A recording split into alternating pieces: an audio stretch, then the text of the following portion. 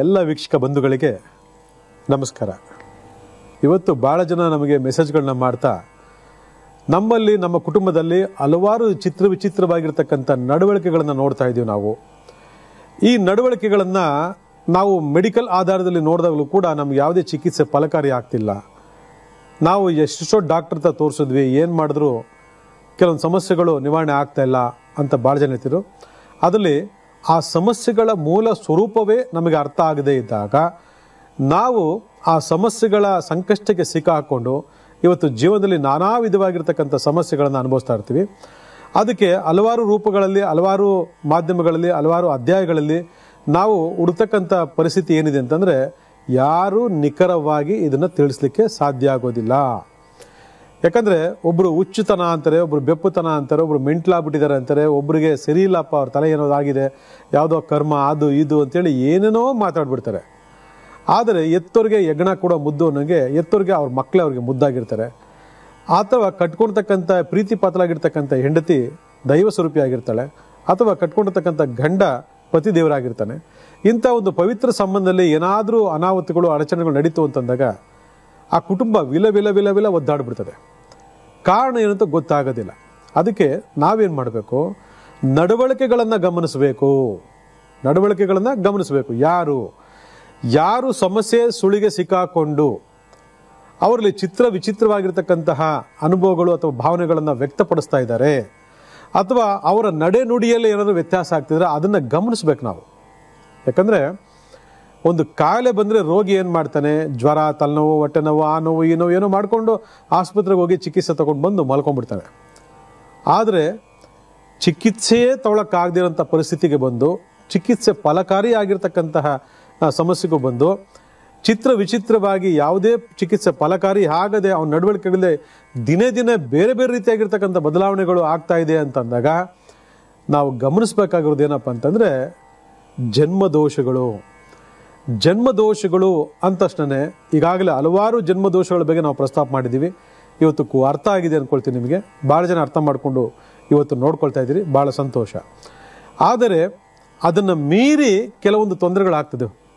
ಇವತ್ತು ಭಾಳ ಜನ ರಾತ್ರಿ ಮಲಗಿದ್ದಲ್ಲೇ ಅಳ್ತಾ ಇರೋದು, ಮಲ್ಕೊಂಡಿದ್ದಂಗೆ ಅಳ್ತಾ ಇರ್ತಾರೆ.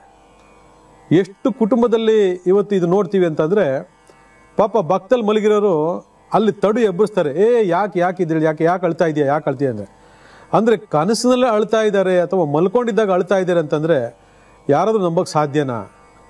ಇದು ಎಷ್ಟು ಕುಟುಂಬಗಳು ನಡೀತಾ ಇದೆ, ಅರ್ಥ ಆಗಿದೆಯಾ, ಗೊತ್ತಾಗಿದೆಯಾ ನಿಮಗೆ? ಮಧ್ಯದಲ್ಲಿ ಅಳ್ತಾ ಕೂಗಾಟ ಹಾಡ್ತಕ್ಕಂಥದ್ದು, ಅರ್ಚಾಡ್ತಕ್ಕಂಥದ್ದು, ಅಥವಾ ಯಾರೊಂದಿಗೂ ಮಾತಾಡ್ತಕ್ಕಂಥದ್ದು, ಅಥವಾ ಹೂ ಹೋ ಆ ಅಂತೇಳಿ ಕಿರ್ಚಾಡುವಂಥದ್ದು. ಅದಾದ ಮೇಲೆ ಸುಮ್ಮನೆ ನಿದ್ದೆ ಬರ್ದಂಗೆ ಎದ್ದು ಕೂತ್ಕೊಂಡು ಯಾರೋ ಬಗ್ಗೆ ಚಿಂತೆ ಮಾಡ್ತಿರ್ತಕ್ಕಂಥದ್ದು. ಈ ಥರ ಎಲ್ಲ ನಡವಳಿಕೆಗಳನ್ನು ನಮ್ಮ ಹೆಣ್ಮಕ್ಳಲ್ಲಿ ಭಾಳ ಜನ ಇವತ್ತು ನಾವು ನೋಡ್ತಾ ಇದ್ದೀವಿ. ಅದರಲ್ಲಿ ಎಸ್ಪೆಷಲಿ ಹೆಣ್ಮಕ್ಳಲ್ಲಿ ಈ ರೋಧನೆಗಳು ಜಾಸ್ತಿ ಆಗ್ತಿರ್ತದೆ. ಅವ್ರಿಗೆ ನಾನಾ ವಿಧವಾಗಿರ್ತಕ್ಕಂಥ ಸಂಕಷ್ಟಗಳು ನಡೀತಾ ಇರ್ತದೆ. ಆದರೆ ದೈನಂದಿನ ಜೀವನದಲ್ಲಿ ಅವರು ತುಂಬ ಚೆನ್ನಾಗಿರ್ತಾರೆ. ಏನಿಲ್ಲ, ನಾರ್ಮಲಾಗೆ ನಿಮ್ಮಂತರ ದೈನಂದಿನ ಜೀವನ ತುಂಬ ಚೆನ್ನಾಗಿರ್ತಾರೆ. ಆದರೆ ಮಲ್ಕೊಂಡಿದ್ದಾಗ ಮಾತ್ರ ಇಂತಹ ನಡವಳಿಕೆಗಳನ್ನ ನಾವು ಅವರಲ್ಲಿ ಕಾಣೋದಾಗ್ತದೆ. ಈ ಥರ ನಡವಳಿಕೆಗೆ ನೀವು ಹುಚ್ಚುತನ ಬಂದ್ಬಿಟ್ಟಿದೆ, ಬೆಪ್ತನ ಬಂದ್ಬಿಟ್ಟಿದೆ ಅಂದರೆ ಮಧ್ಯರಾತ್ರಿ ಮಲ್ಕೊಂಡಾಗ ಅವಾಗ ಬರ್ತದ ಹುಚ್ಚು. ದೈನಂದಿನ ಜೀವನದಲ್ಲಿ ಹುಚ್ಚು ಎಲ್ಲಿಗೋಡೋಗಿತ್ತು? ಇದನ್ನು ಪ್ರಶ್ನೆ ಮಾಡ್ಕೋಬೇಕು ನಾವು. ಇಲ್ಲ, ಮಧ್ಯರಾತ್ರಿ ಮಾತ್ರ ಹುಚ್ಚು ಬರುತ್ತೆ ಅಂದರೆ ಅದು ಹೇಗೆ ಸಾಧ್ಯ? ಅಲ್ಲಿಗೆ ಮಧ್ಯರಾತ್ರಿಯಲ್ಲಿ ಈ ರೀತಿ ಮಾಡೋದಕ್ಕೆ ಕಾರಣ ಏನು? ಯಾವುದೋ ದೆವ್ವನ, ಭೂತನ? ಭಾಳ ಜನ ಇದ್ರ ಬಗ್ಗೆ ಸರಿಯಾದಂಥ ವಿಚಾರವನ್ನು ಮಾಡದೆ ಇವತ್ತು ಆ ಹೆಣ್ಮಕ್ಳಿಗೆ ಹಲವಾರು ಸಮಸ್ಯೆ ನರಳ್ತಾ ಇರ್ತಾರೆ. ಮೊದಲೇ ಇನ್ನಷ್ಟು ಸಂಕಷ್ಟಗಳನ್ನ ತಗೊಂಡು ಕೊಡ್ತಾ ಇರ್ತಾರೆ. ನಿಂಗೆ ದೆವ್ವ ಹಿಡಿದಿದೆ, ಭೂತ ಹಿಡಿದಿದೆ, ನೀನು ಅದಾಗಿದೆ, ಇದಾಗಿದೆ, ನೋಡು ಮಾಡು ಅಂತೇಳಿ ಈ ರೀತಿ ಮಾಡಿಬಿಡ್ತಾರೆ. ಇದನ್ನು ನಾವು ಅರ್ಥೈಸ್ಕೊಳ್ತಕ್ಕಂತಹ ಲೆಕ್ಕಾಚಾರಕ್ಕೆ ಇದನ್ನ ಯಾವ ದೋಷ ಇದು ಅಂತ ಕಂಡುಹಿಡಿಯಕ್ಕೆ ಸಾಧ್ಯನೇ ಇಲ್ಲ. ಆ ಊರು, ಈ ಊರು, ಆ ದೇವಸ್ಥಾನ, ಈ ದೇವಸ್ಥಾನ ಏನು ಸಿಗದಿರೋಂಥ ಜಾಗಗಳಿಗೆಲ್ಲ ಹೋಗಿ ನೋಡ್ಕೊಂಬಂದು ಮಾಡಿರ್ತೀರ. ಆದರೆ ಇದರ ಮೂಲ ಏನು, ಸ್ವರೂಪ ಅಂತ ಏನಂದ್ರೆ ಗೊತ್ತಾಗೋದಿಲ್ಲ.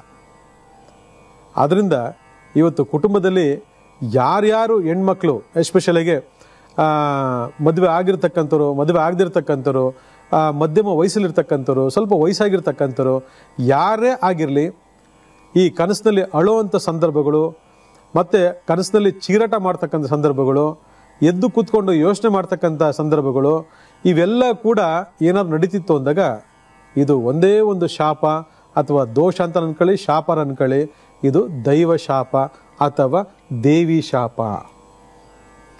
ಅರೆ ದೇವ್ರು ಈ ಥರ ಎಲ್ಲ ಶಾಪ ಕೊಡ್ತಾನ ಅಂತ ನೀವು ಕೇಳ್ಬೋದು. ಖಂಡಿತವಾಗಿ ಕೊಡ್ತಾಳೆ ಅಮ್ಮ. ಇವತ್ತು ನಾವು ಕಾರ್ಯಕ್ರಮ ಮಾಡ್ತಾ ಭಾಳಷ್ಟು ಕಾರ್ಯಕ್ರಮದಲ್ಲಿ ಭಾಳಷ್ಟು ಜನಗಳಿಗೆ ಕುಲದೇವ್ರ ಅನುಗ್ರಹ ಇಲ್ಲ, ಊರು ಬಿಟ್ಟು ಊರು ಬಂದ್ಬಿಟ್ಟಿರ್ತೀರಾ, ನಿಮ್ಮ ತಾತ ಮುತ್ತಾತ ಎಲ್ಲಿಂದ ಎಲ್ಲಿಗೆ ಬಂದರು, ಎಲ್ಲಿಂದ ಎಲ್ಲಿಗೆ ನಿಮ್ಗೆ ಕರ್ಕೊಂಡ್ಬಿಟ್ರು, ನೀವು ಬರಬೇಕಾದ್ರೆ ಆ ಒಂದು ಆಚಾರ ವಿಚಾರಗಳನ್ನೆಲ್ಲ ಮರ್ತ್ಕೊಂಡು ಬಂದ್ಬಿಟ್ಟಿದ್ದೀರಾ, ಆ ಒಂದು ದೈವವನ್ನೆಲ್ಲ ಬಿಟ್ಟು ಬಂದ್ಬಿಟ್ಟಿದ್ದೀರಾ. ಇವತ್ತು ಕುಲದೇವ್ರ ಅನುಗ್ರಹ ಇಲ್ಲ ಕುಟುಂಬದಲ್ಲಿ, ಇವತ್ತು ನಾನಾ ಸಂಕಷ್ಟ ಅನುಭವಿಸ್ತಾ ಇದ್ದೀರಾ ಅಂತ ಹೇಳ್ತಾ ಇರ್ತೀವಿ. ಅದೇ ರೀತಿ ಈ ರೀತಿ ಬಿಟ್ಟು ಬಂದಿರತಕ್ಕಂತಹ ಯಾವುದಾದ್ರೂ ಒಂದು ದೇವಿ ಅಥವಾ ದೈವ ಶಾಪ ನಿಮ್ಮ ಮನೆತನದಲ್ಲಿ ಈ ರೀತಿ ನಡವಳಿಕೆಗಳನ್ನ ಕ್ರಿಯೇಟ್ ಮಾಡೋ ಮುಖಾಂತರ ನಿಮಗೆ ಬಹಳ ಸ್ಪಷ್ಟವಾಗಿ ಗೋಚರ ಮಾಡ್ತದೆ. ಕರೆಕ್ಟಾಗಿ ಕೇಳಿಸ್ಕೊಳ್ಳಿದ್ದನ್ನ. ನೀವು ಯಾವುದಾದ್ರೂ ಒಂದು ದೇವಿ ಆರಾಧನೆ, ದೈವ ಆರಾಧನೆಯನ್ನು ಬಿಟ್ಟು ಬಂದಿದ್ರೆ, ಅದು ನಡೀದೇ ಇದ್ದರೆ ಅಥವಾ ಅದನ್ನು ಪೂರ್ಣವಾಗಿ ಬಿಟ್ಟುಬಿಟ್ಟಿದ್ರೆ ನಿಮಗೆ ಆ ದೇವಿ ಶಾಪ ಅಂತಕ್ಕಂಥದ್ದು ಈ ರೀತಿ ನಡವಳಿಕೆಗಳನ್ನು ನಿಮಗೆ ತಂದುಕೊಡ್ತದೆ. ಅದಕ್ಕೆ ಇನ್ನು ಮುಂದೆ ಯಾರೇ ಕುಟುಂಬದಲ್ಲಿ ಮಲಗಿದಾಗ ಅಳೋದಾಗಿರಲಿ, ಕಿರ್ಚಾಡೋದಾಗಲಿ, ಕೂಗಾಡೋದಾಗಿರಲಿ, ಅಥವಾ ಏನೋ ಯೋಚನೆ ಮಾಡೋದಾಗಿರಲಿ, ನಿದ್ದೆ ಬಂದೆ ಹೊರಲಾಡೋದಾಗಿರಲಿ, ಇದೆಲ್ಲ ಬಂತು ಅಂದರೆ ಅದು ದೇವಿ ಶಾಪ. ಈ ದೇವಿ ಶಾಪವನ್ನು ನಿವೃತ್ತಿ ಮಾಡ್ಕೋಬೇಕು. ಆಗ ಇದು ಆಟೋಮೆಟಿಕಲಿ ಸರಿ ಹೋಗ್ತದೆ. ಇವತ್ತು ಒಂದು ಕುಟುಂಬಕ್ಕೆ ಕುಲದೇವರ ಪ್ರಾಮುಖ್ಯತೆ ಎಷ್ಟಿದೆ ಅಂತಕ್ಕಂಥದ್ದನ್ನ ನೀವು ವೀಕ್ಷಕ ಬಾಂಧವರು ನೀವು ಲೆಕ್ಕ ಮಾಡಿ ನೋಡ್ಕೋಬೇಕು. ಯಾಕಂದ್ರೆ ಇವೆಲ್ಲ ನಾವು ನೋಡಿ ಸಾಕಾಗ್ಬಿಟ್ಟಿದ್ದೀವಿ. ಒಂದು ಕುಟುಂಬಕ್ಕೆ ಕುಲದೇವರು ಇಲ್ಲ ಅಂತಂದಾಗ ಎಂತೆಂಥ ಅನಾಹುತಗಳು, ಎಂತೆಂಥ ಘನಘೋರ ತೊಂದರೆಗಳು ನಡೀತಿ ಅನ್ನೋದಕ್ಕೆ ನಮ್ಮಲ್ಲಿ ಸಾಕಷ್ಟು ಉದಾಹರಣೆಗಳಿದ್ದಾವೆ.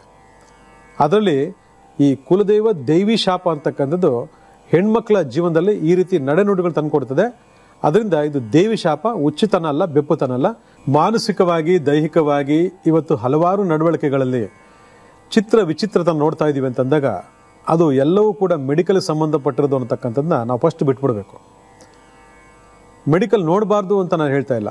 ಮೆಡಿಕಲನ್ನು ಒಂದು ಭಾಗವಾಗಿ ಪರಿಗಣಿಸಿ ಇನ್ನೊಂದು ಭಾಗದಲ್ಲಿ ಗ್ರಹಗತಿಗಳ ಗ್ರಾಚಾರಗಳ ಒಂದು ಅವಲೋಕನ ಮಾಡ್ತಕ್ಕಂಥದ್ದು ಬಹಳ ಸ್ಪಷ್ಟವಾದಂತಹ ಒಂದು ಪರಿಹಾರ ಮಾಡ್ಕೊಳ್ಳೋದಕ್ಕೆ ಮಾರ್ಗ ಆಗ್ತದೆ. ಇವತ್ತು ಭಾಳಷ್ಟು ಜನ ಆ ಹಾಸ್ಪಿಟ್ಲು, ಈ ಹಾಸ್ಪಿಟ್ಲು, ಆ ಟ್ರೀಟ್ಮೆಂಟು, ಈ ಟ್ರೀಟ್ಮೆಂಟು ಮಾಡದಿರ್ತಕ್ಕಂಥ ಎಲ್ಲ ಚಿಕಿತ್ಸೆಗಳನ್ನು ಮಾಡಿದ್ರೂ ಕೂಡ ಫಲಕಾರಿ ಆಗದೆ ಜ್ಯೋತಿಷ್ಯ ಮಾರ್ಗದಲ್ಲಿ ಪರಿಹಾರ ಸಿಕ್ಕಿರ್ತಕ್ಕಂಥದ್ದನ್ನ ನಾವು ಭಾಳಷ್ಟು ನೋಡ್ತಾ ಇದ್ದೀವಿ. ಅದಕ್ಕೆ ಎರಡೂ ಮಾರ್ಗಗಳನ್ನು ಆಯ್ಕೆ ಮಾಡಿಕೊಂಡು ಪರಿಶೀಲನೆ ಮಾಡ್ಕೊಳ್ಳಿ ಅಂತಕ್ಕಂಥದ್ದು ನಮ್ಮ ಸಲಹೆ. ಇನ್ನು ನೆಕ್ಸ್ಟ್ ವಿಶೇಷವಾಗಿ ಇನ್ನೊಂದು ರೀತಿಯಾದಂಥ ಒಂದು ವಿಚಾರ ಏನಪ್ಪ ಅಂದರೆ, ಕೆಲವರಿಗೆ ಇಡೀ ಶರೀರ ಯಾತನೆಮಯವಾಗಿರ್ತದೆ. ನೋವು ನೋವು ನೋವು, ಕುಂತಲ್ಲಿ ನೋವು, ನಿಂತಲ್ಲಿ ನೋವು, ನಡೆದ್ರೆ ನೋವು, ಕೈ ಬೀಸಿದ್ರೆ ನೋವು, ಕಾಲು ನೋವು, ಇಡೀ ಶರೀರ ಚೂರು ಚೂರಾದಂತಹ ಅನುಭವ. ಆ ರೀತಿ ಆಗೋದಕ್ಕೆ ಕಾರಣ ಏನು? ನಡವಳಿಕೆಗಳಲ್ಲಿ ಬಹಳ ವಿಚಿತ್ರವಾದಂತಹ ಒಂದು ಲೆಕ್ಕಾಚಾರ ನಡೀತಾ ಇರ್ತದೆ. ಆ ಲೆಕ್ಕಾಚಾರಗಳಲ್ಲಿ ವಿಶೇಷವಾಗಿ ಯಾತನೆ, ನರಳಾಟ, ಮತ್ತು ಶರೀರ ಛಿದ್ರವಾಗ್ತಕ್ಕಂಥದ್ದು, ಹೊಟ್ಟೆ ನೋವು ಬರ್ತಕ್ಕಂಥದ್ದು, ಲೈಂಗಿಕ ಅಂಗಗಳಲ್ಲಿ ಭಾಳಷ್ಟು ಪೇಯ್ನ್ ಬರ್ತಕ್ಕಂಥದ್ದು, ಸೋಂಬೇರಿಗಳಾಗಿರ್ತಕ್ಕಂಥದ್ದು ಯಾರಾದರೂ ಕಂಡು ಬಂದಲ್ಲಿ ಇದಕ್ಕೆ ಒಂದು ದೋಷ ಇದೆ. ಇದನ್ನು ನಾವು ಪ್ರೇತ ದೋಷ ಅಂತ ಕರಿತೀವಿ. ಇವತ್ತು ಭಾಳಷ್ಟು ಕಾರ್ಯಕ್ರಮಗಳಲ್ಲಿ ನಾವು ಹೇಳ್ತಾ ಇರ್ತೀವಿ ಪ್ರೇತ ದೋಷ ಇದೆ ಅಂತ. ಆದರೆ ಕುಟುಂಬ ಪ್ರೇತ ದೋಷಗಳು ಇಷ್ಟು ಮಟ್ಟಿಗೆ ಕೆಲಸ ಮಾಡಲ್ಲ, ಇಷ್ಟು ಗೌರವ ಕೆಲಸ ಮಾಡಲ್ಲ. ಇದು ಅನ್ಯ ಪ್ರೇತ ಬಾಧೆಗಳಿಂದ ಆಗ್ತಕ್ಕಂತಹ ಬಾಧೆಗಳು. ಇದನ್ನು ಅರ್ಥ ಮಾಡ್ಕೊಳ್ಳಿ.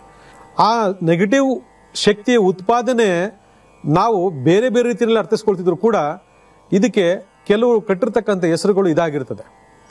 ಆದರೆ ಕೆಲವು ನಿರ್ದಿಷ್ಟವಾಗಿರ್ತಕ್ಕಂಥ ಪರಿಹಾರ ಮಾಡ್ಕೊಂಡಾಗ ಅವು ಪರಿಹಾರ ಆದಮೇಲೆ ನೋಡ್ದ, ನಾನು ಹೇಳಿಲ್ವಾ ನಿನಗೆ ಪ್ರೇತ ಕಾಟ ಇತ್ತು, ನಿನಗೆ ಭೂತ ಕಾಟ ಇತ್ತು, ನಿನಗೆ ಪಿಶಾಚಿ ಕಾಟ ಇತ್ತು, ಅದಕ್ಕೆ ನಿನಗೆ ಈ ರೀತಿ ಎಲ್ಲ ಸಮಸ್ಯೆ ಬರ್ತಾ ಇತ್ತು ಅಂತೇಳಿ ಇವತ್ತು ಅದನ್ನು ಪ್ರೂವ್ ಮಾಡ್ತಕ್ಕಂಥ ಜನ ಕೂಡ ನಮ್ಮಲ್ಲಿದ್ದಾರೆ. ಆದರೆ ಇನ್ನೂ ಎಷ್ಟೋ ಜನ ಸ್ವಲ್ಪ ಓದ್ಬಿಟ್ಟಿರ್ತಕ್ಕಂಥವ್ರು, ಒಂದಷ್ಟು ಜನ ಲಾಯರು, ಒಂದಷ್ಟು ಜನ ಇದು ಡಾಕ್ಟರ್ಗಳು, ಒಂದಷ್ಟು ಇಂಜಿನಿಯರ್ಸ್ ಇತ್ತು ಅಂದರೆ ಅವ್ರ ಬಗ್ಗೆ ತಲೆ ಕೆಡ್ಸ್ಕೊಳ್ಳೋಕೆ ಹೋಗಲ್ಲ. ಇಲ್ಲ, ಇಂಜಿನಿಯರ್ಸ್, ಡಾಕ್ಟರ್ಸ್ಗೆ, ಸೈಂಟಿಸ್ಟ್ಗಳಿಗೆಲ್ಲ ದೇವಭೂತ ಎಲ್ಲ ಹಿಡ್ಕೊಳ್ಳಲ್ಲ ಅಂತ ಭಾಳ ಜನ ಹೇಳ್ತಾರೆ. ಸುಮಾರು ಜನ ಹಿಡ್ಕೊಂಡಿರ್ತಕ್ಕಂಥ ನಾವು ನೋಡಿದ್ದೀವಿ.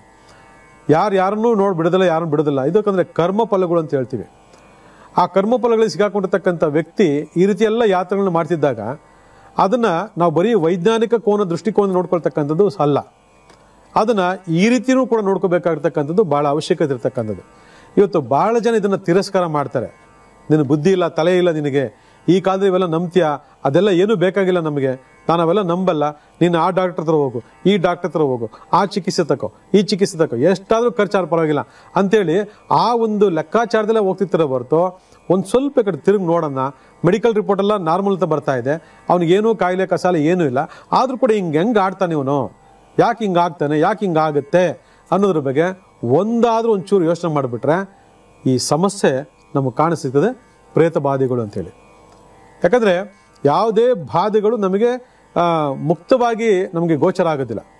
ಅದು ವ್ಯಕ್ತಿಗತವಾಗಿ ಅಂತರ್ಮುಖಿಯಾಗಿ ನಡೀತಕ್ಕಂಥ ಒಂದು ತಲ್ಲಣ. ಅಲ್ಲಿಗೆ ವ್ಯಕ್ತಿಗತವಾಗಿ ನಡೀತಕ್ಕಂತಹ ಆ ತಲ್ಲಣ ನಾವು ಏನೇನೋ ಅರ್ಥೈಸ್ಕೊಂಡ್ರೆ ಅದು ಪ್ರಯೋಜನ ಆಗೋದಿಲ್ಲ. ಇವತ್ತು ಸಮಾಜದಲ್ಲಿ ನೂರಾರು ಕುಟುಂಬಗಳು, ಸಾವಿರಾರು ಕುಟುಂಬಗಳು, ಲಕ್ಷಾಂತರ ಕುಟುಂಬಗಳಲ್ಲಿ ಈ ಪ್ರಾಬ್ಲಮ್ಗಳನ್ನ ಫೇಸ್ ಮಾಡ್ತಿದ್ವಿ. ಅದರಲ್ಲಿ ಎಸ್ಪೆಷಲಾಗಿ ಗ್ರಾಮೀಣ ಪ್ರದೇಶಗಳಲ್ಲಿ ಹೆಚ್ಚೆಚ್ಚು ನೋಡ್ತಾ ಇರ್ತೀವಿ. ಅದರಿಂದ ಇವತ್ತು ಗ್ರಾಮೀಣ ಪ್ರದೇಶದಲ್ಲಿ ಕಾರ್ಯಕ್ರಮವನ್ನು ಯಾರು ನೋಡ್ತಿದ್ದೀರಾ, ನಿಮ್ಮ ಮನೆಗಳಲ್ಲಿ ಇಂತಹ ನಡವಳಿಕೆಗಳೇ ಇತ್ತು ಅಂತಂದಾಗ ಅದನ್ನು ವೈದ್ಯಕೀಯ ಚಿಕಿತ್ಸೆ ಜೊತೆಗೆ ನೀವೇನು ಮಾಡಬೇಕು, ಈ ಜ್ಯೋತಿಷ್ಯ ಚಿಕಿತ್ಸೆ ಮೂಲಕ ನೀವು ಅದನ್ನು ಕಂಡುಹಿಡ್ಕೊಂಡು ಅದನ್ನು ಸರಿ ಮಾಡಬೇಕು.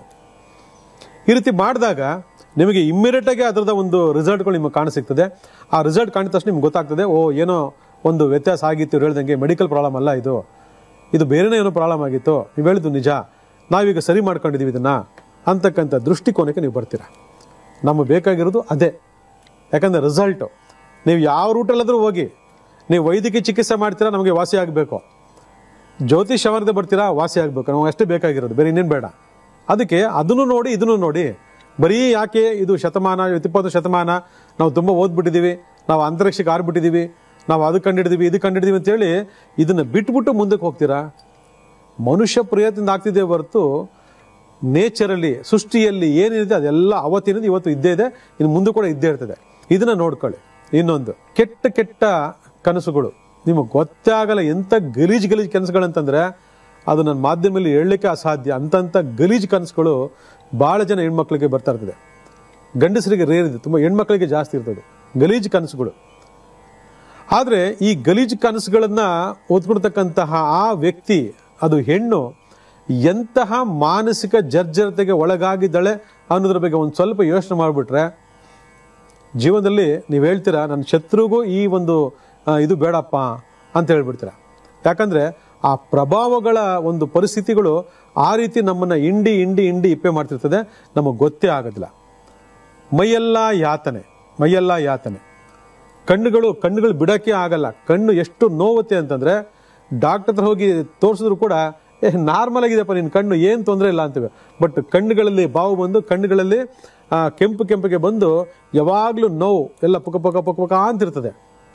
ಇವತ್ತು ಎಷ್ಟು ಜನ ಇದನ್ನು ಅನುಭವಿಸ್ತಾ ಇದ್ದೀರಾ ಒಂದ್ಸರಿ ಚೆಕ್ ಮಾಡ್ಕೊಳ್ಳಿ.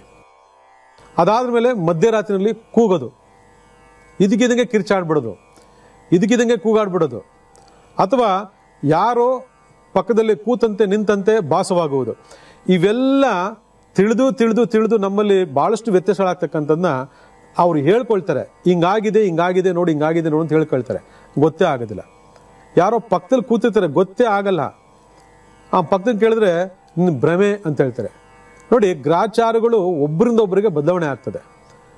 ಒಂದು ಶಕ್ತಿ ಒಬ್ಬರಿಗೆ ಕಾಣುತ್ತೆ, ಇನ್ನೊಬ್ಬರಿಗೆ ಕಾಣಲ್ಲ. ಒಬ್ಬರಿಗೆ ಅನುಭವ ಆಗುತ್ತೆ, ಇನ್ನೊಬ್ಬರಿಗೆ ಅನುಭವ ಆಗಲ್ಲ.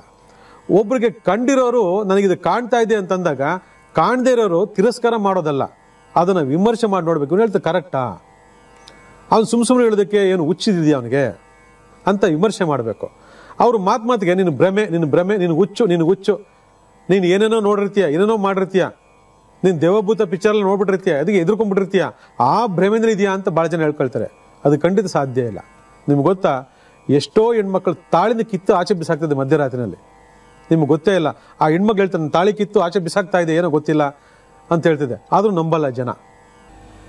ದೇಹದಲ್ಲಿ ವಿಪರೀತವಾದಂತಹ ಸಂಧಿವಾತ ಅಂದರೆ ಆರ್ಥರೈಟಿಸ್, ನಿಮಗೆ ಗೊತ್ತೇ ಆಗಲ್ಲ. ಕೈ ಬೆರಳುಗಳೆಲ್ಲ ಪೇಯ್ನು, ಜಾಯಿಂಟ್ ಪೇಯ್ನು, ನಿಮಗೆ ಗೊತ್ತೇ ಆಗಲ್ಲ, ನಡೆಯೋದಕ್ಕೆ ಆಗಲ್ಲ. ಸ್ವಲ್ಪ ಹೊತ್ತು ಕೂತಿರ್ತೀರ, ಕೂತ ಮೇಲೆ ಕೂತಿದ್ದು ಕೆಳಗಡೆ ಇಳಿದ ತಕ್ಷಣ ಏನಾಗ್ತದೆ, ಸಿಕ್ಕಾಬಟ್ಟೆ ಪೇಯ್ನು, ಅಂಗಾಲುಗಳು ನಡೆಯೋದಕ್ಕೆ ಆಗಲ್ಲ. ಸ್ವಲ್ಪ ನಡೆದಾದ ಮೇಲೆ ಆಮೇಲೆ ಸ್ವಲ್ಪ ರಿಲೀಫ್ ಆಗ್ತದೆ.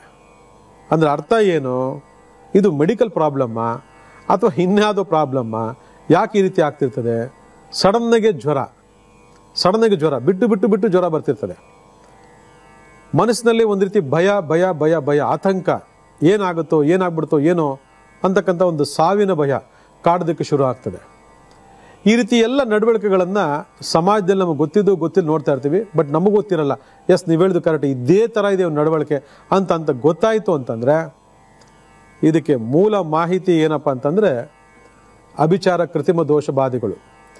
ಅಂದರೆ ಆ ಕೃತ್ರಿಮ ದೋಷ ಬಾಧೆಗಳನ್ನು ನಾವು ಈ ರೀತಿ ನಡವಳಿಕೆಯಿಂದ ಗುರುತಿಸ್ಬೇಕೇ ಹೊರತು ಯಾವುದೋ ಡಾಕ್ಟರ್ ಹತ್ರ ಹೋಗ್ಬಿಟ್ಟು ಈತನಿಗೆ ದೇಹದಲ್ಲಿ ಸಂಧಿವಾತ ಇದೆ ಅಂತಂದರೆ ಅದಕ್ಕೆ ಚಿಕಿತ್ಸೆ ತಗೊಳ್ಳಿ ಸರಿ ಹೋಗುತ್ತೆ, ನೀವು ರಕ್ತ ಚೆಕ್ ಮಾಡ್ಕೊಂಡು ಬನ್ನಿ ಅಂತ ಅದಿದ್ದು ಹೇಳ್ತಾರೆ. ಬಟ್ ಯಾವ ಸಂಧಿವಾತ ಇರಲ್ಲ, ಬಟ್ ಸಂಧಿವಾತ ಇರುತ್ತೆ. ಮೆಡಿಕಲ್ಲಿ ಕೂಡ ನಿಮಗೆ ಪ್ರೂವ್ ಆಗೋದೇ ಇಲ್ಲ. ಎಲ್ಲ ಫಸ್ಟ್ ಕ್ಲಾಸ್ ಆಗಿದ್ದೀರಿ, ಹೆಂಗ್ರಿ ಬರ್ತದೆ ಗೊತ್ತಿಲ್ಲ. ಇದಕ್ಕೆ ಅಭಿಚಾರ ಕೃತ್ರಿಮ ದೋಷ ಅಂತ ಕರಿತೀವಿ. ಈ ಅಭಿಚಾರ ಕೃತ್ರಿಮ ದೋಷವನ್ನು ನಾವು ಸರಿ ಮಾಡ್ಕೊಂಡಾಗ ಮಾತ್ರ ಇದರಿಂದ ಹೊರಗಡೆ ಬರ್ತೀವಿ, ನಾವು ಮುಂದೆ ಗೆಲ್ತೀವಿ. ನೋಡ್ಕೋಬೇಕು. ಇನ್ನು ನೆಕ್ಸ್ಟು, ಭಾಳಷ್ಟು ಜನಗಳಿಗೆ ದೊಡ್ಡವರಾದಿಯಾಗಿದೆ, ಚಿಕ್ಕವರಿಂದ ದೊಡ್ಡವರಾದಿಯಾಗಿ ವಾಂತಿ ಬೇದಿ ಮೈಯೆಲ್ಲ ನಡುಕ, ಆಯ್ತಾ, ಒಂಥರ ಆಲಸ್ಯತನ, ಸೋಂಬೇರಿತನ, ಮನಸ್ಸು ಯಾವುದಕ್ಕೂ ಪ್ರೇರೇಪಣೆ ಆಗ್ತಾ ಇಲ್ಲ. ಏನೋ ಮಾಡಬೇಕಾಯ್ತು ಇಂಪಾರ್ಟೆಂಟು, ಎಲ್ಲೋ ಹೋಗ್ಬೇಕಾಯ್ತು ಇಂಪಾರ್ಟೆಂಟು, ಬಟ್ ಮಾಡೋಕ್ಕಾಗ್ತಾಯಿಲ್ಲ, ಮಾಡೋದಕ್ಕೆ ಹೋಗೋಕ್ಕಾಗಲ್ಲ. ಯಾಕಂದರೆ ಬಿಟ್ಟು ಬಿಟ್ಟು ಬರೋ ಜ್ವರ, ವಿಪರೀತವಾದಂತಹ ಒಂದು ನಡುಕ, ಈ ಥರ ಎಲ್ಲ ಒಂದು ಸಮಸ್ಯೆಗಳು ನಮಗೆ ಬರ್ತದೆ ಅಂತಂದಾಗ ಅದರ ಹಿಂದೆ ಇರತಕ್ಕಂಥ ಹಲವಾರು ಕಾರಣಗಳು ತಿಳ್ಕೋಬೇಕು. ಆ ಕಾರಣಗಳೇ ವಿಶೇಷವಾಗಿ ತಲೆ ತಿರುಗುವ ಒಂದು ಮಾಹಿತಿ ಅಂತಂದರೆ ಎಲ್ಲರಿಗೂ ಗೊತ್ತಿರ್ತಕ್ಕಂಥದ್ದು ದೃಷ್ಟಿದೋಷ. ಮನುಷ್ಯನ ಕಣ್ಣು ಮಾರನ್ ಬೇಕಾ ತಿಂದಾಕ್ಬಿಡ್ತದೆ. ದೃಷ್ಟಿದೋಷದ ಬಗ್ಗೆ ನಾವು ಹಲವಾರು ಯಂತ್ರಗಳನ್ನ ಈಗಾಗಲೇ ತೋರಿಸ್ಕೊಟ್ಟಿದ್ದೀವಿ. ನಾವು ಅದನ್ನೆಲ್ಲ ಭಾಳ ಜನ ಬರ್ಕೊಂಡಿದ್ದೀವಿ ಅಂದ್ಕೊಳ್ತೀನಿ. ಈ ಥರ ತಲೆ ತಿರುಗೋದು, ವಾಂತಿ ಬರೋದು, ಬೇದಿ ಬರೋದು, ಮತ್ತು ಜ್ವರ ಬರೋದು, ಸೋಂಬೇರಿತನ, ಆಲಸ್ಯತನ, ನಿದ್ರಾಹೀನತೆ, ಅಥವಾ ಕುಂತಿದ್ರೆ ನಿದ್ದೆ ಬರೋದು, ಚೆನ್ನಾಗಿ ನಿದ್ದೆ ಮಾಡಿದ್ರು ನಿದ್ದೆ ಬರೋದು, ಇವೆಲ್ಲ ಬರ್ತಕ್ಕಂಥ ಏನಪ್ಪ ಅಂತಂದರೆ ಇದು ದೃಷ್ಟಿದೋಷ ಪ್ರಭಾವಗಳು. ಈ ಥರ ಹಲವಾರು ಲೆಕ್ಕಾಚಾರಗಳು ನಮ್ಮ ದೈನಂದಿನ ಜೀವನದಲ್ಲಿ ನಮ್ಮನ್ನು ಕಾಡ್ತಾ ಇದೆ ಅಂತಂದರೆ ಅದು ಇನ್ನೂ ಒಂದಿದೆ, ತಾಂತ್ರಿಕ ಮಾಂತ್ರಿಕ ಬಾಧೆಗಳು ಅಂತೇಳಿ. ನೀವು ದೃಷ್ಟಿದೋಷ ತೆಗೆಸ್ಕೊಳ್ಳಿ ಹೋಗಲ್ಲ, ಮಾಟ ಮಂತ್ರ ತೆಗೆಸ್ಕೊಳ್ಳಿ ಹೋಗಲ್ಲ, ದೇವಿ ದೇವಸ್ಥಾನ ಕುಲದೇವ್ರಿಗೆ ಹೋಗಿ ಬನ್ನಿ ಹೋಗೋದಿಲ್ಲ, ಅಥವಾ ದೆವ್ವ ಭೂತ ಬೀಡೆ ಪಿಶಾಚಿ ಅಂತೇಳಿ ಟ್ರೀಟ್ಮೆಂಟ್ ತಗೊಳ್ಳಿ ಹೋಗೋದಿಲ್ಲ. ಯಾವುದಕ್ಕೂ ಬಗ್ದಿರ್ತಕ್ಕಂಥದ್ದು ಏನಂತಂದರೆ ತಾಂತ್ರಿಕ ದೋಷಗಳು ಅಂತ ಹೇಳ್ತೀವಿ. ಅಲ್ಲಿಗೆ ತಾಂತ್ರಿಕ ದುಷ್ಟ ದೋಷಗಳು ಅಂತಂದಾಗ ಅಲ್ಲಿ ಇದಕ್ಕೆ ಮೀರಿದಂತಹ ಕೆಲವೊಂದು ಸಮಸ್ಯೆಗಳು ಆಗ್ತದೆ. ಈ ಶರೀರವೆಲ್ಲ ಇಂಡಿ ಇಪ್ಪೆ ಆಗೋಗ್ತದೆ, ಒಂದೇ ಕಡೆ ತಲೆನೋವು, ಮೈಯೆಲ್ಲ ಯಾತನೆ, ಹಿಂಗೆ ತಿರ್ಗಕ್ಕಾಗಲ್ಲ, ಹಿಂಗೆ ಮಾಡೋಕ್ಕಾಗಲ್ಲ, ಮೈಯೆಲ್ಲ ಯಾತನೆ. ಒಂದು ರೀತಿ ಎದೆಯಲ್ಲಿ ಯಾವಾಗಲೂ ಆಟು ಡುಗು ಡುಗು ಡುಗು ಡುಗು ಡುಗು ಡುಗು ಅಂತ ಓಡ್ಕೊಳ್ತಾರೆ. ಅಂದರೆ ಎದೆ ಒಡ್ಕೊಳ್ತಕ್ಕಂತಹ ಒಂದು ಹೃದಯ ಒಡ್ಕೊಳ್ತಕ್ಕಂಥ ಒಂದು ವಿಚಿತ್ರ ಅನುಭವ. ಇದಾದಮೇಲೆ ಇಮಿಡಿಯೇಟಾಗಿ ಮಾನಸಿಕ ಅಸ್ವಸ್ಥತೆ. ಏನು ಹಿಂಗಾಗೋಯ್ತಲ್ಲ, ನಾನು ಎಷ್ಟು ಗಟ್ಟಿ ಮುಟ್ಟಾಗಿ ಹೆಂಗಿದ್ದೆ, ನಾನು ಎಷ್ಟು ಚೆನ್ನಾಗಿ ಕುದುರೆ ಥರ ಓಡ್ತಾ ಇದ್ದೆ, ಇವತ್ತೇನು ಹಿಂಗಾಗೋಯ್ತಲ್ಲ. ವ್ಯಾಪಾರದಲ್ಲಿ ನಷ್ಟ, ವ್ಯವಹಾರದಲ್ಲಿ ನಷ್ಟ, ಕೆಲಸದಲ್ಲಿ ನಷ್ಟ, ಕೆಲಸದಿಂದ ಆಚೆ ಕಳಿಸಿರ್ತಾರೆ, ಮನೆಯಲ್ಲಿ ಹಲವಾರು ವಾಗ್ವಾದಗಳು, ಇವೆಲ್ಲ ನಡೀತ ಕಾರಣ ಅಂತಂದರೆ ತಾಂತ್ರಿಕ ದೋಷಗಳು ಅಂತ ಕರಿತೀವಿ. ಅಂದರೆ ಬಹಳ ಪವರ್ಫುಲ್ ಆಗಿರ್ತಕ್ಕಂಥ ತಾಂತ್ರಿಕರನ್ನು ನೇಮಿಸಿ ನಿಮಗೆ ಯಾವುದು ಏನು ಮಾಡಿದರೆ ಅನ್ನೋದು ಗೊತ್ತಿಲ್ಲದೆ, ಅಂದರೆ ಮಾಟ ಮಂತ್ರಕ್ಕಿಂತ ದೊಡ್ಡದಿದು, ಆ ಥರ ನಿಮಗೆ ಒಂದು ಬಂಧನಕ್ಕೆ ಒಳಪಡಿಸಿ ನಿಮ್ಮನ್ನು ಬಂಧನ ಮಾಡ್ತಕ್ಕಂಥದ್ದು, ನಿಮ್ಮ ಒಂದು ಸೂಕ್ಷ್ಮ ಶರೀರವನ್ನು ಹಿಡಿದು ಕಟ್ಟಾಕುವಂಥ ಒಂದು ಪರಿಸ್ಥಿತಿ ಇದೆಯಲ್ಲ, ಇದು ತಾಂತ್ರಿಕ ದೋಷಗಳಿಂದ ಆಗ್ತಕ್ಕಂಥದ್ದು. ತಾಂತ್ರಿಕ ಅಂತಂದರೆ ಟೆಕ್ನಿಕಲ್ ಅಂತ ತಿಳ್ಕೊಳಕ್ಕೆ ಹೋಗಬೇಡಿ. ಈ ಬೇರೆ ರೀತಿಯಾಗಿರ್ತಕ್ಕಂತಹ ತಂತ್ರವಿದ್ಯೆಗಳನ್ನು ಉಪಯೋಗ ಮಾಡಿಕೊಂಡು, ಅಂದರೆ ಸ್ಮಶಾನ ತಂತ್ರವಿದ್ಯೆಗಳನ್ನು ಬಳಸ್ಕೊಂಡು ಒಬ್ಬ ಮನುಷ್ಯನ ತುಳಿತಕ್ಕಂಥ ಪ್ರಯತ್ನವನ್ನು ಇವತ್ತು ಸಮಾಜದಲ್ಲಿ ಭಾಳ ಜನ ಮಾಡ್ತಿರ್ತಾರೆ. ಆದರೆ ಅದು ಯಾವುದೂ ಶಾಶ್ವತ ಅಲ್ಲ. ಅದು ನಿಮ್ಮ ಟೈಮ್ ಕೆಟ್ಟಿರಬೇಕು, ನಿಮ್ಮ ಗ್ರಾಚಾರ ಕೆಟ್ಟಿರಬೇಕು, ನಿಮ್ಮ ಜೊತೆ ಕುಲದೇವ್ರ ರಕ್ಷಣೆ ಇಲ್ಲದೆ ಇರ್ಬೋದು, ಅಥವಾ ನಿಮಗೆ ಯಾವುದಾದ್ರು ಜನ್ಮದೋಷಗಳ ಪ್ರಭಾವಗಳು ನಿಮ್ಮನ್ನು ಅನವರತವಾಗಿ ಊಟದಾಗಿಂದ ಕಾಡ್ತಾ ಇರ್ಬೋದು. ಅಂಥವ್ರಿಗೆ ಮಾತ್ರ ಇದು ತಗಲ್ತದೆ, ಬೇರೆ ಎಲ್ಲರಿಗೂ ತಗಲೋದಿಲ್ಲ. ಇದು ಅವ್ನು ಯಾರು ಇಲ್ಲಿಂದ ಮಾಡ್ಕೊಳ್ಳಿ, ನೀವು ಪವರ್ಫುಲ್ ಆಗಿ ನಿಮ್ಮ ಸುತ್ತ ಒಂದು ರಕ್ಷಣಾ ಕವಚ ಇದ್ದರೆ, ನಿಮಗೆ ದೈವ ಶಕ್ತಿ ಇದ್ದರೆ, ದೈವ ಬಲ ಇದ್ದರೆ, ಯಾರು ಏನು ಬೇಕೋ ಮಾಡ್ಕೊಳ್ಳಿ. ಅದಕ್ಕೆ ಕುಲದೇವರು ಭಾಳ ಇಂಪಾರ್ಟೆಂಟು ಅಂತ ಪದೇ ಪದೇ ನಾವು ಹೇಳ್ತಾ ಇರ್ತೀವಿ, ರಕ್ಷಣೆ ಭಾಳ ಇಂಪಾರ್ಟೆಂಟ್ ಅಂತ ಹೇಳ್ತಾ ಇರ್ತೀವಿ. ಈ ರೀತಿ ಮಾರಣಾಂತಿಕವಾಗಿ ಆಗ್ತಕ್ಕಂತಹ ಈ ಪ್ರಭಾವಗಳನ್ನು ನಾವು ಅರ್ಥ ಮಾಡ್ಕೊಂಡ್ಬಿಟ್ಟು ಗ್ರಹಗತಿಗಳ ದೋಷಗಳ ಪರಿಣಾಮಗಳು, ನಡವಳಿಕೆಗಳು ಬೇರೆ ಥರ ಇರ್ತದೆ. ಇದು ಗ್ರಹಗತಿಗಳನ್ನು ಮೀರಿ ನಡೀತಕ್ಕಂಥ ಪರಿಣಾಮಗಳು. ಅಲ್ಲಿಗೆ ಇದು ಗ್ರಹಗತಿಗಳು ಇದು ಸಂಬಂಧ ಇಲ್ಲ ಅಂದರೆ ಖಂಡಿತ ಸಂಬಂಧ ಇದ್ದೇ ಇರ್ತದೆ. ನೀವು ವಾಸ ಮಾಡ್ತಕ್ಕಂತಹ ಮನೆಯಲ್ಲಿ ಏನಾದರೂ ನೆಗೆಟಿವಿಟಿ ಇತ್ತು ಅಂದರೆ ನಿಮಗೆ ಕೆಟ್ಟ ಸಮಯ ಬಂದಾಗ ಅದರ ಪರಿಣಾಮಗಳನ್ನು ನೀವು ನೇರವಾಗಿ ಎದುರಿಸಬೇಕಾಗ್ತದೆ, ನಿಮಗೆ ಗೊತ್ತೇ ಆಗಲ್ಲ. ದಶಾಕಾಲಗಳು ಏನಾದರೂ ಕೆಡ್ತು ಅಂತಂದಾಗ ದಶಾಕಾಲದಲ್ಲಿ ಬರ್ತಕ್ಕಂಥ ಲೆಕ್ಕಾಚಾರಗಳು ಕೂಡ ನಿಮ್ಮ ಇಡೀ ಜೀವನವನ್ನು ಬಾಧಿತವಾಗಿ ಮಾಡ್ತವೆ, ನಿಮಗೆ ಗೊತ್ತೇ ಆಗಲ್ಲ.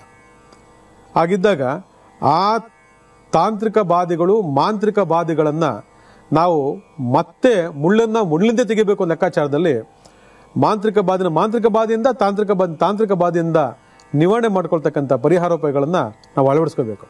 ಇದೆಷ್ಟೆಲ್ಲ ಮಾಡ್ಕೊಳ್ಳಿ, ಒಳ್ಳೆಯದಾಗ್ತದೆ.